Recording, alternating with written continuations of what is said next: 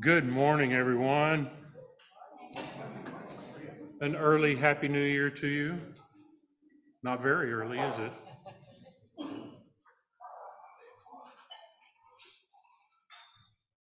Well, this keeps me from calling you tomorrow morning. A few quick announcements.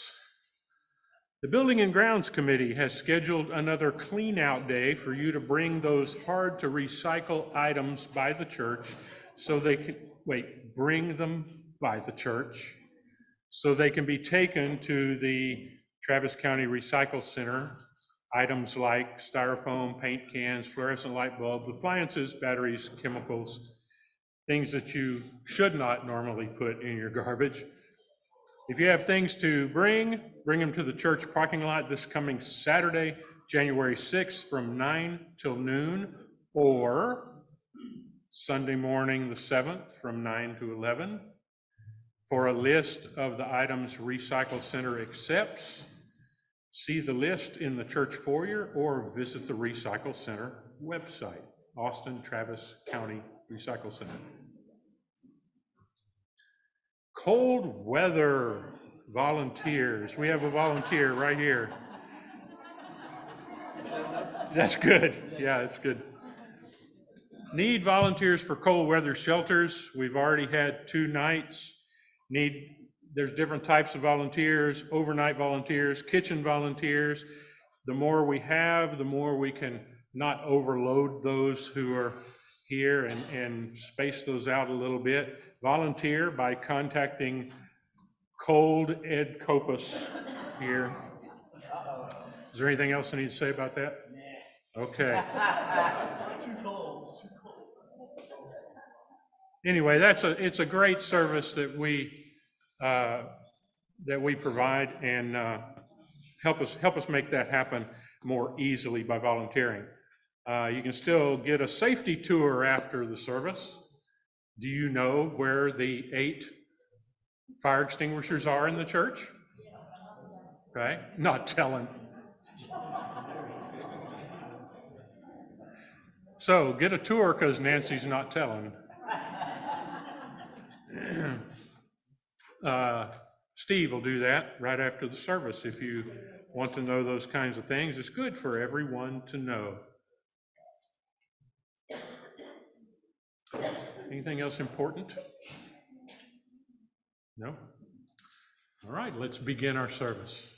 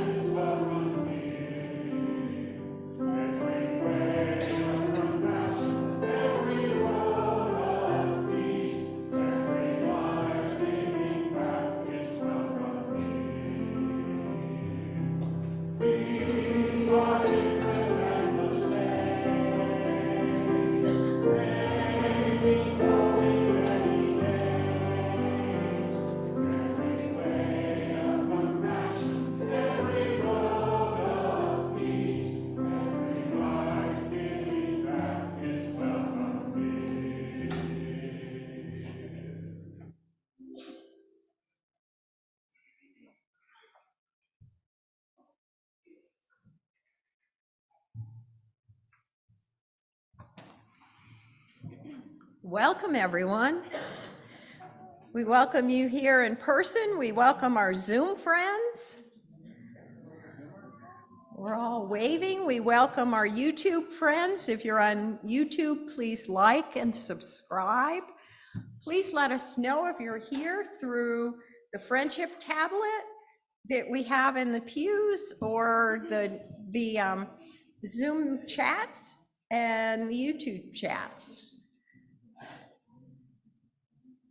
As we come to the end of 2023, we would like to thank our community for the many ways you showed up this year. You supported the church with your time, your talents, your resources. Together we laughed, we cried, and we loved. You attended services and classes. You worked at the food pantry, serving record numbers of people. You entertained our neighbors without houses on Thursday nights in cold weather shelters. You taught and nurtured our dear children. You brought your music to brighten our days and calm our fears. You attended committee meetings that made the work of the church happen. You supported Ilda and Yvonne. You toiled in the garden even in hot weather. You looked outward and kept our eyes on the needs not only of the community, but the world. You kept us fed, physically as well as spiritually.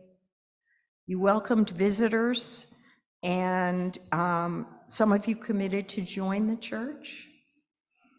You participated in our most successful pledge drive ever. You showed up in many ways that I haven't mentioned. And so importantly, you supported each other, newer visitors and members alike, in this journey of life, both in the difficult times and the joyful ones. Each of you are part of our community, and we thank you. Should anyone want to join the church before the end of the, or on this last day of the year, just let me know and I'll gather some elders after the church service. But remember, this is only an invitation, not an expectation. And now, let us all come together in community.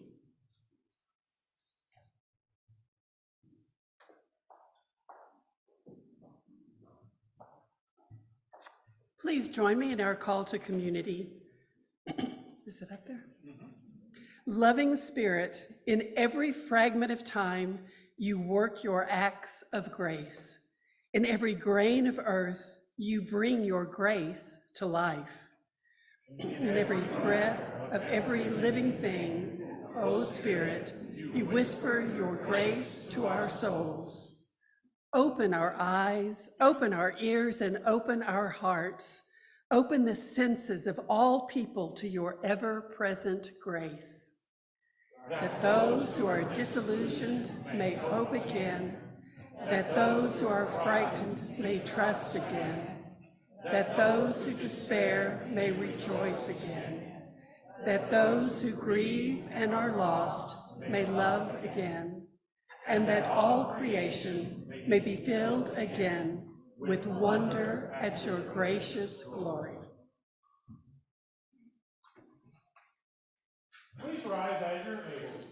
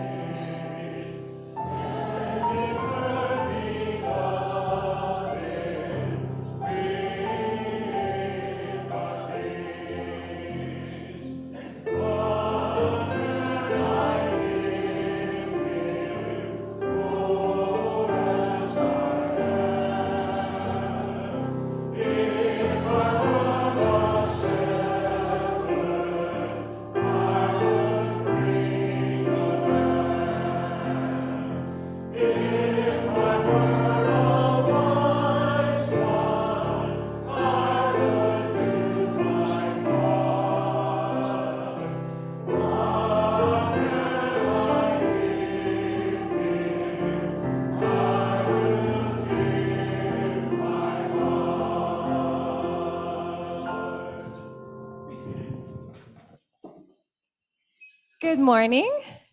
I'll try that one more time. Good morning. I want to invite our young and young at heart up for our puppet show.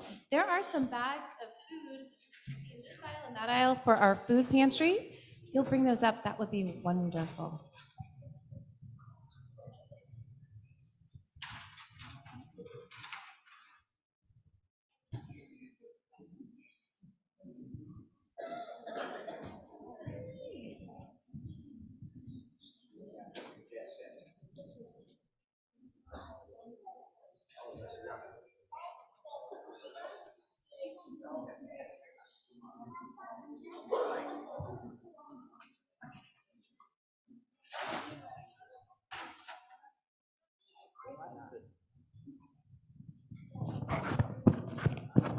I played too. Thank you.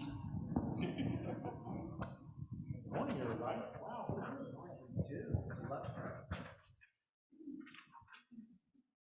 Oops, sorry.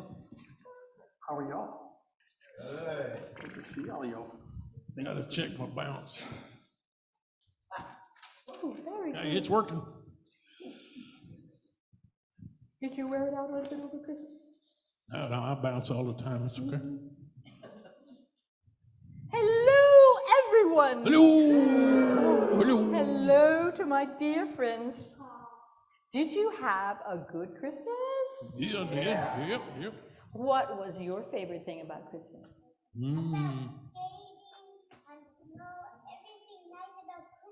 Yeah, there's lots of stuff nice about Christmas, that's for sure. I have to say, I've never gone skating. We got one over here. Oh, cool. Spending time with your family. Oh, that's always fun, isn't it? Anybody else? Anybody else have a favorite thing about Christmas? Yes.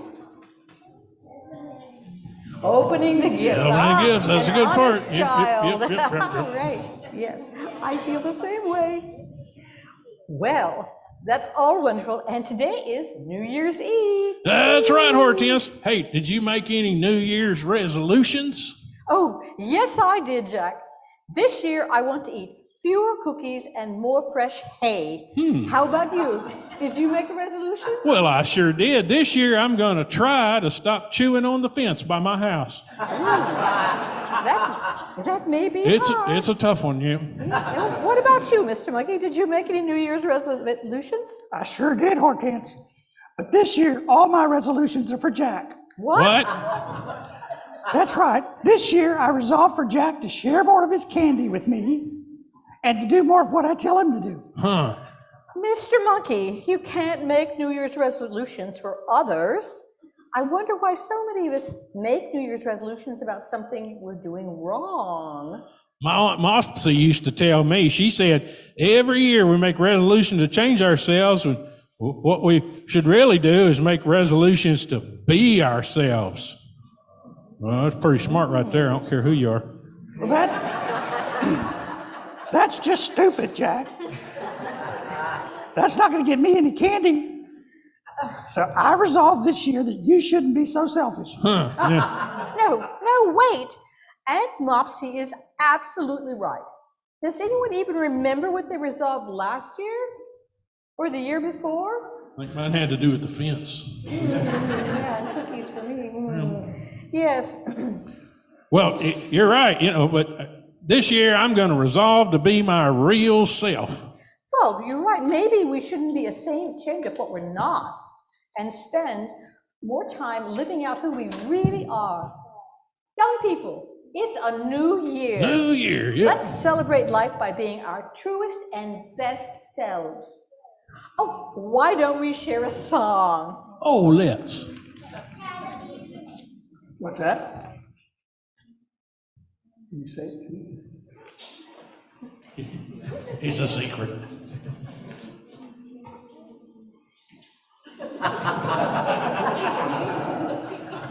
Is it, you're wanting a certain song? That I love you? Something about love? Something I love. Was it love, love, love? That's what it's all about? Okay. That's the one. Is that what we're going to do? Okay, well, you can bring your song sheet because we're doing love, love, love. That's what it's all about. Get your song. All right. by request, we're singing. Yes. So The request hotline. responsive. Yes, and if any of you don't know the story, we started doing this song. A little girl on her way out after church said, I have a song. And she didn't have a melody for it, but she had the words for it. Love, love, love, that's what it's all about. So I said, I think I can write a song about that. And that's our most popular song. More popular than anything I wrote. Which is pain I've got to live with. So, ready? Let's see if we can remember. I think it's in.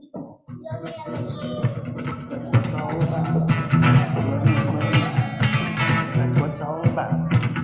Love, love, love. That's what it's all about.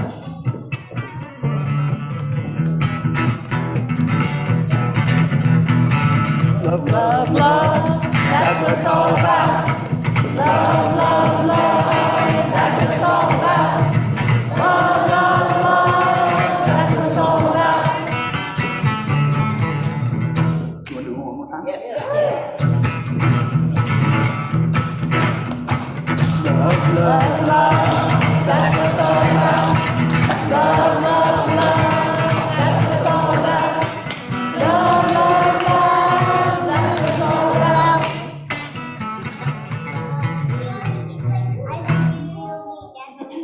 Oh, that's the that Barney Barney, song. Yeah. You wanted the Barney song. Oh. I don't know that. Yes. But I'll you learn can it work though. on it. I'll learn it though.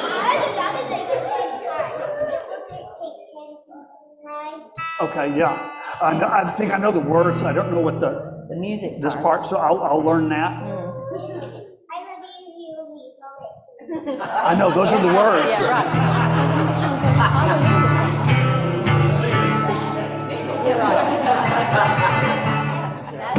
right. We'll learn that for another time. That's right. All right. I'm sure it's very easy. I'm sure it is, but you're working with the limited. All right, my young friends, the nursery is open for those who are 4 and younger. We are not having chapel today. That starts again next week, but after the centering time, which is next, Miss Donna and I are going to go out to the playground if you want to join us. We'll call you for that in just a minute. So you can go back to your seats, and we'll meet you in a minute.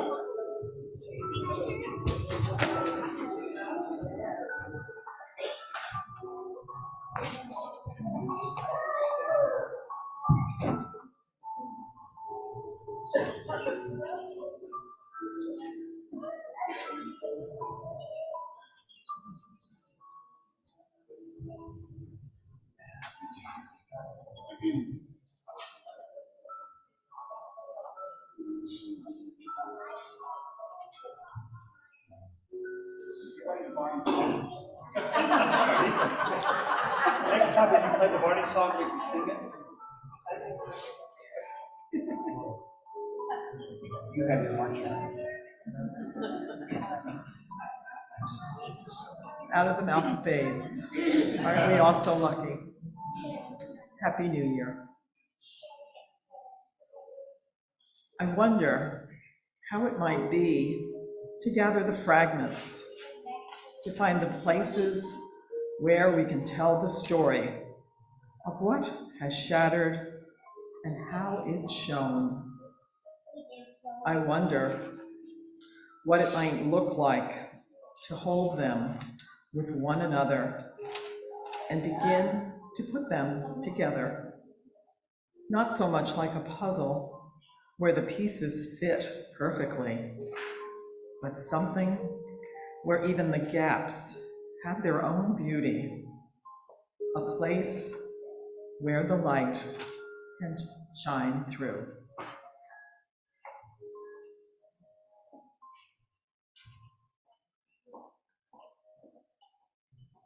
The children look at it, we're going to go back. We're going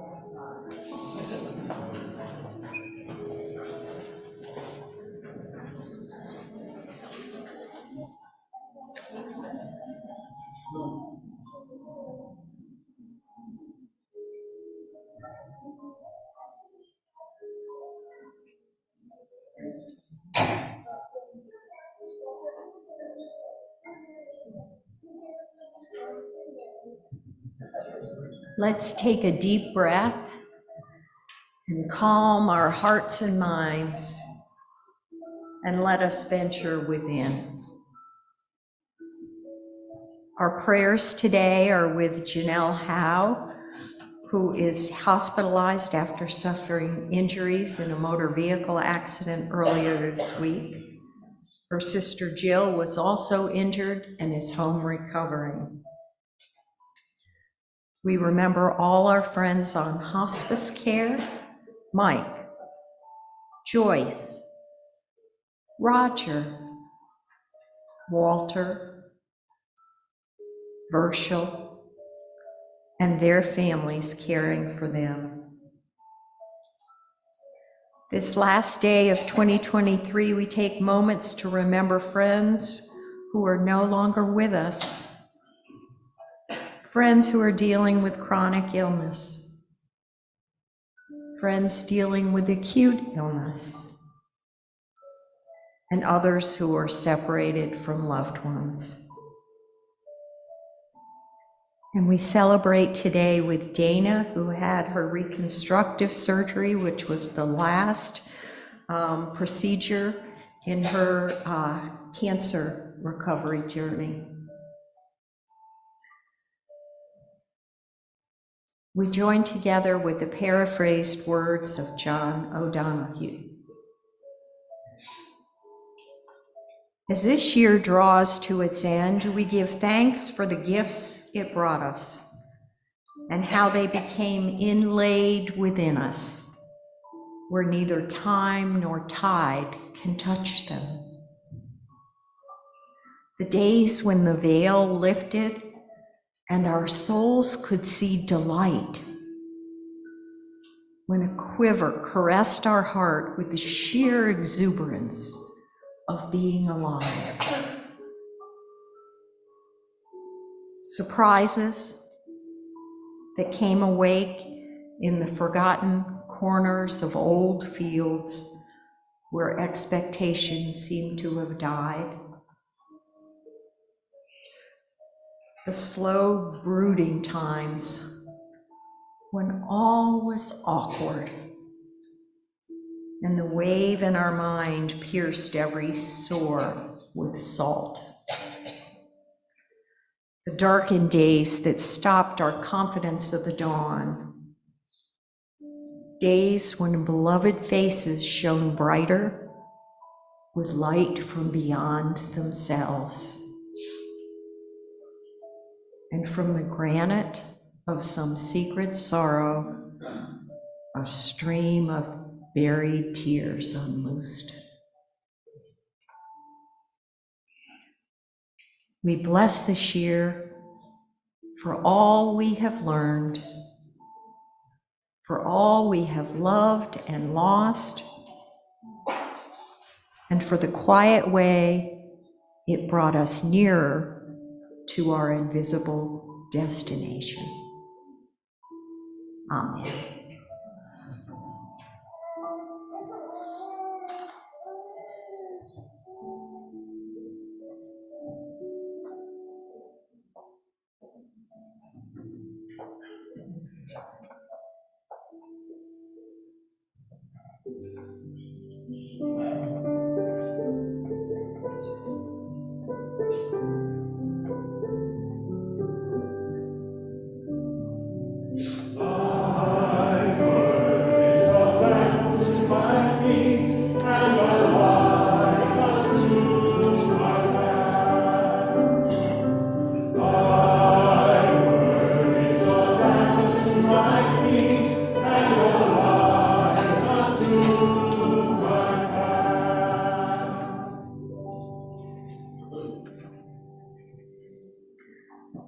Our scripture this morning is from the book of John, chapter 15. Jesus is speaking. As God has loved me, so I have loved you. Live on in my love. And you will live on in my love if you keep my commandments, just as I live on in God's love and have kept God's commandments. I tell you all this, that my joy may be yours, and your joy may be complete. This is my commandment. Love one another as I have loved you. There is no greater love than to lay down one's life for one's friends. And you are my friends, if you do what I command you. I no longer speak of you as subordinates, because a subordinate doesn't know a superior's business. Instead, I call you friends, because I have made known to you everything I have learned from God. It was not you who chose me. It was I who chose you to go forth and bear fruit. Your fruit must endure, so that whatever you ask of God in my name, God will give you. This command I give you, that you love one another. Words to consider.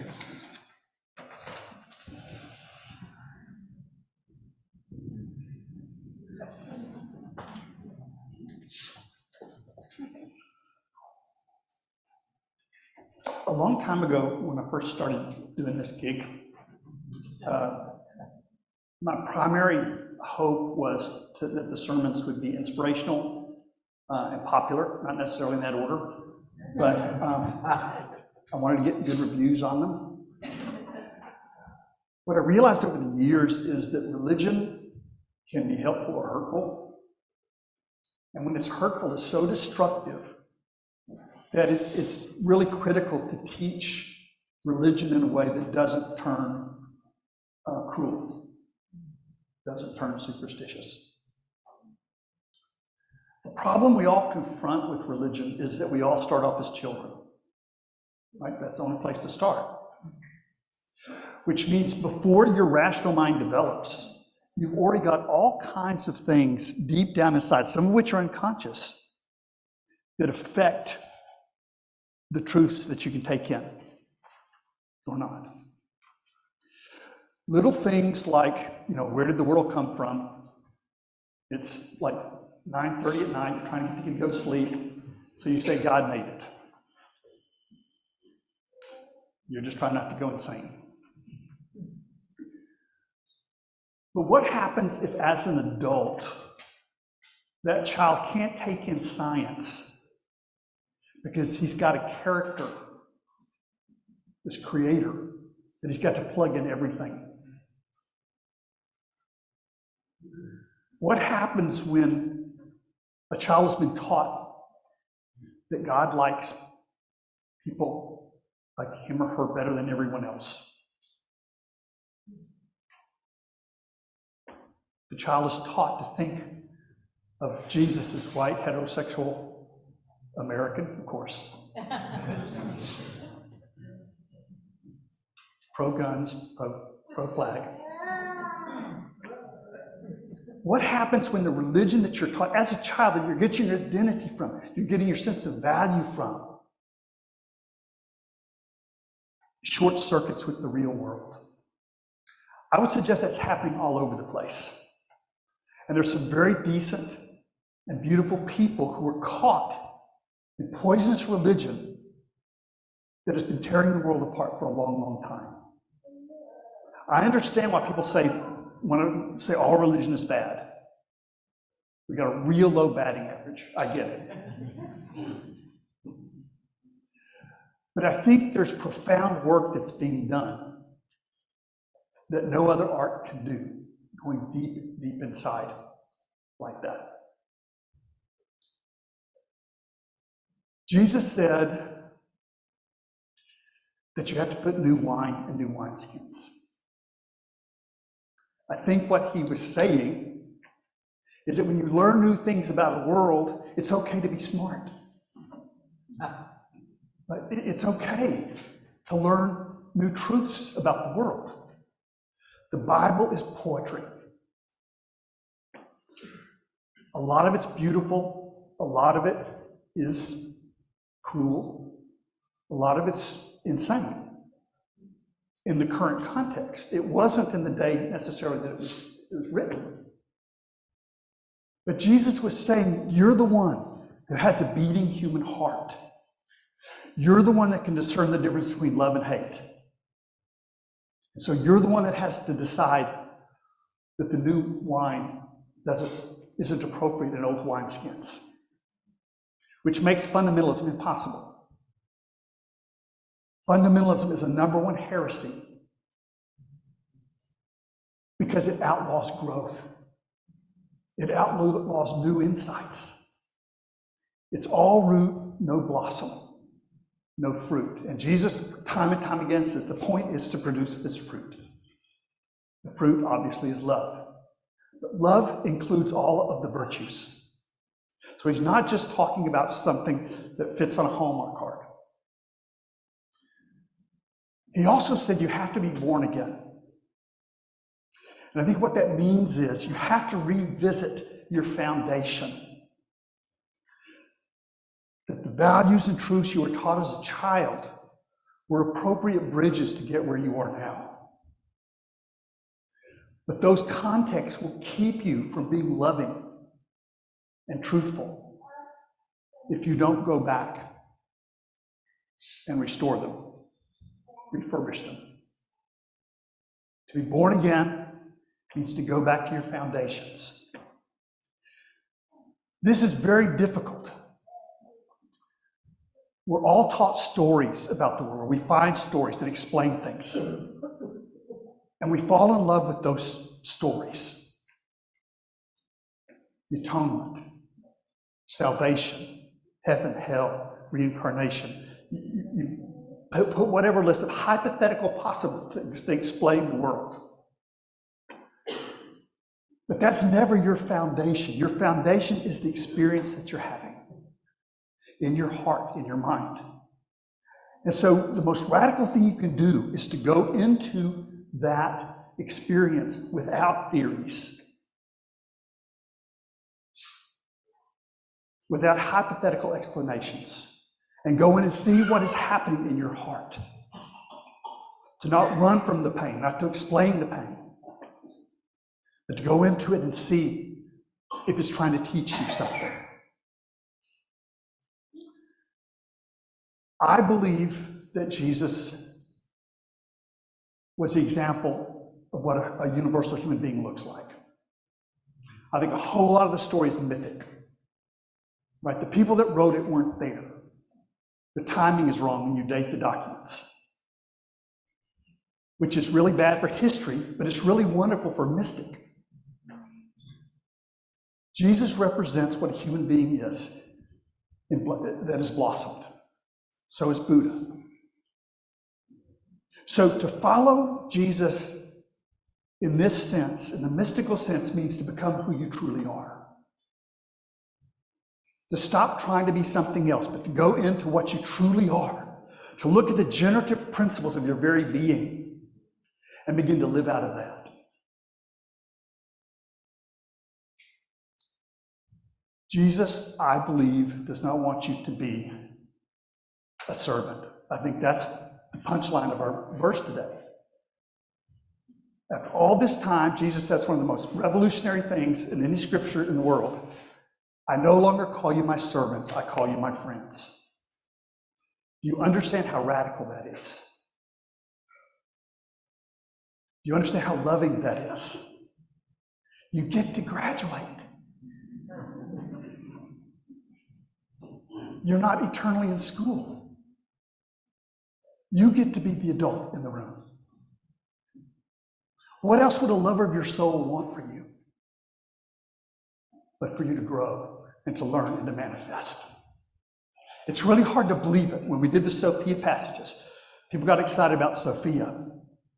But the point is, you are Sophia.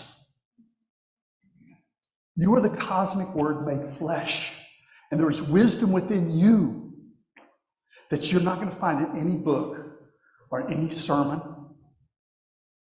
I'm not excluded from that. It's not going to come from outside of you. That's part of the mystical meaning of the virgin birth. It's not some smarty pants outside of you that's going to find your soul. And you'll learn more from what's happening inside you than any college, university, dogma, book, anything. So I believe Jesus doesn't want to be our cosmic boss. I believe Jesus wants to be the lover of our souls, the cultivator of our souls. that voice that calls you to greatness when you've given up on yourself. The stories of religion are mythic, which means they're putting a human face on the cosmic process.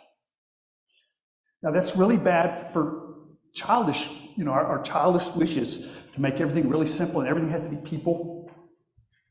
But in terms of the day you're going to live today and tomorrow and the next day, to know there is something that is so close to you that it's not really even outside of you, it's inside of you. It's in every person you meet. And it's always teaching, always guiding. That's what the Sophia mysticism was all about, to set you free from the religion you began with. Thank God there's religion to be a cradle. Thank God there's religion to be a nest. But you have wings. You were made for the sky. And so to turn the nest into a prison is the worst thing religion can do. Have you ever noticed, and this is the second point, it would have been seamless if I hadn't said that. Maybe. Have you ever noticed in the Christmas stories are trying to help you go through this rebirth. Have you ever noticed the backdrop for the story is really bleak? It's dark, it's cold, they're hunted. And the paradox that I think is being said is that often this rebirth of the soul, which can mean anything you want it to mean, but it's like the ego's going to have to die, or at least get cracked open, and some deeper part of you is going to be born. But that's going to come out of what mystics call the dark night of the soul, which may feel like death, which may feel like failure, which may feel like betrayal. It's when the ego can't work at all anymore that something deeper than that begins to speak. And you realize that what you thought was in your best interest has been a prison all along. In Hinduism, there's a parable about somebody, the ego, the symbol for that is the little shack, little house hut kind of thing. And somebody's given a baby elephant that's put inside this little hut, which is really wonderful until the elephant starts to grow. Ultimately, the little hut has to go. The little context, the little wineskins, the ego, the little life that we're content living is destroyed by the symbols of religion, if it's good religion. If it's bad religion, it fortifies them. But good religions sets you free when you don't want to be free. It helps you understand life in ways that you don't want to look at and see. Because the purpose of religion is not to understand your suffering, but to transform it into wisdom, into compassion. If you're not suffering currently, great. You don't have to cause suffering to become wise. Suffering will look you up. It has your address. It knows where you live. So enjoy today. But when that day comes, when it feels like things have caved in on you, listen. Step out of the stories that you're using to explain why that's happening. You did this, and so you're being punished, or you did that, so you're being thwarted. And just look at what's there. Look at what's blossoming out of that pain. You will discover that you are wisdom incarnate. You don't need a teacher. Obviously, that's my job, and I love it, and I think it can be helpful sometimes, but only if it leads you to your own wisdom. If I do not lead you there, I've betrayed you. Here's the third point and final point. I believe Jesus, when it says, go tell it on the mountain, go everywhere, spread this word. He wasn't saying go around and talk about Jesus all the time. I've transcended my ego, so go talk about me everywhere. See, that would be the ego. Jesus is calling us to the same kind of love that he had for the world, which is radical and universal. Radical means it's more important than your country, it's more important than the economy, it's more important than popularity. It's your roots. And universal means there's no scapegoats. Nobody's left outside of it. So when there's a crisis and people say, choose sides, which side are you on? Universal love goes deeper than that. If waves could think in the ocean, waves in the ocean could think, they would see themselves rising and dying like we do. But if waves could meditate, they would discover that the deeper they go inside themselves, the more it's the common ocean.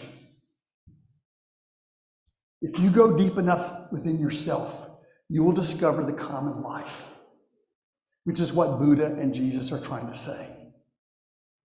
But when they talk about love, they're talking about a larger life and a larger happiness. In our passage today, Jesus says, I'm coming that your joy may be full, complete.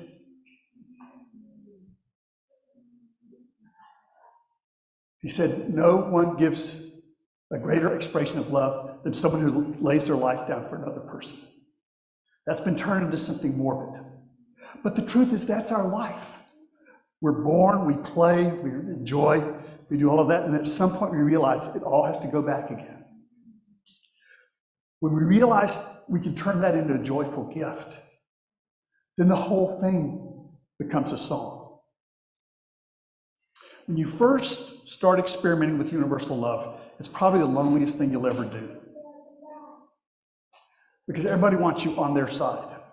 Right? They want you to be a good American, a good Christian, a good ex. At first, it's very lonely to step out of that. But ultimately, universality includes everything. And you realize there is no copyright on universality. No religion owns it. No philosophy owns it.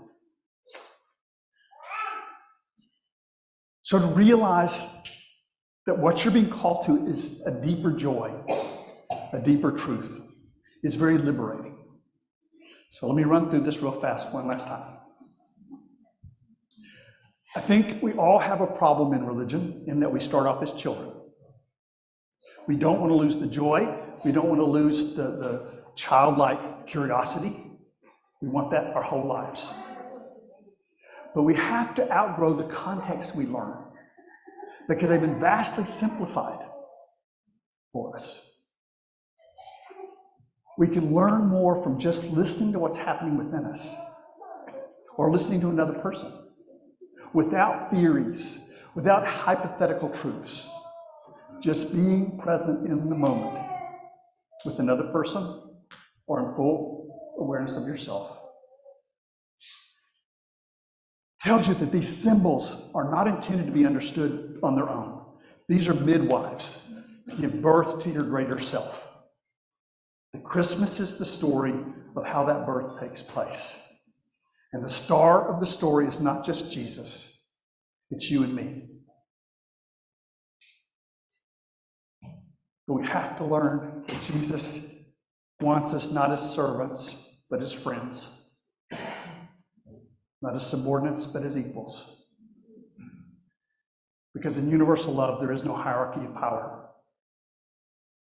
So Jesus doesn't want to be your cosmic boss. I think he's saying he wants to be the lover of your soul.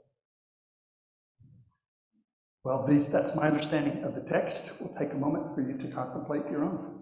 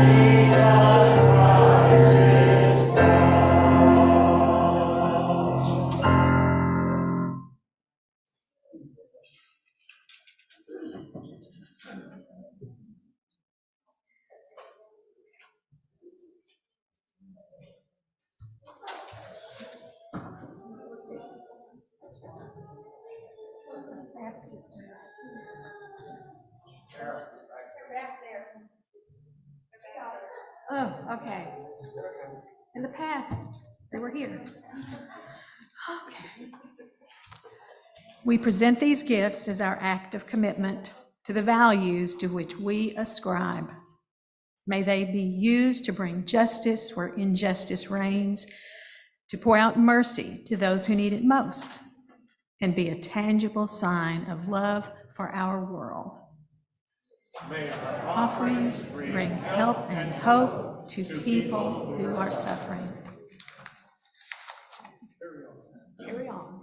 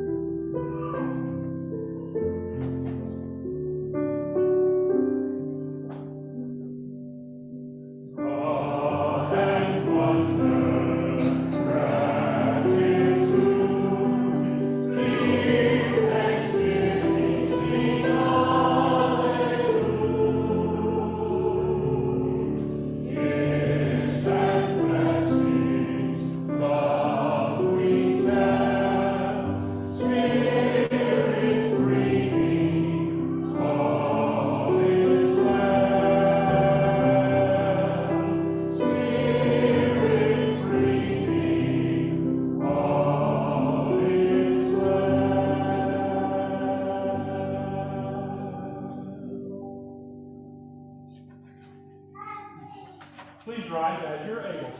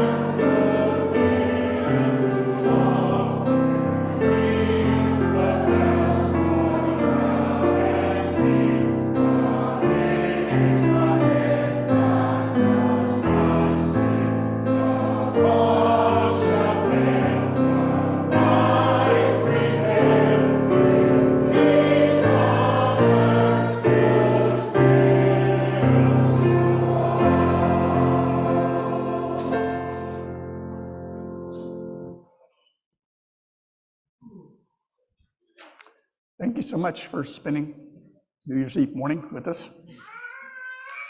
First, I thought we were going to be pretty empty, but this is nice. Thank y'all for being here. I called this sermon Tag Your It early in the week, and then the week goes on, I kind of forget what is originally supposed to be. But I've always been haunted by the possibility that when Jesus passed out the cup to the followers, it was the cup that was set aside for Elijah, who was, a lot of people thought was the Messiah. That he took that from its ceremonial place and gave it to the disciples, and he said, I no longer call you friends, students, I call you friends. He said, he didn't say just that he was the light of the world, he said, you were the light of the world. So I think he saw something in us that maybe we don't always see, and I think that's what you're wanting from someone. I think it's more about awakening than it is salvation. I don't think we can redeem the idea that there's somebody sitting judging us, and if we do it wrong, there's a torture chamber for us. But I do think there are insights there for us. I think that Jesus is saying it's okay for you to outgrow religion, certainly the religion of Sunday school, but religion, that it's okay to choose love over a theology, and to realize that you may be the one the world's been waiting for, that maybe not waiting for the Messiah is the most faithful thing we can do. And I think that's what I was trying to get at with Tag Your It, to realize that you are very important, even if you've been taught otherwise. And there's a wisdom in you that you'll never find coming from the outside in. And my hope for you is that you'll find ways this week to let that light shine. Thank you for being here. Go in peace.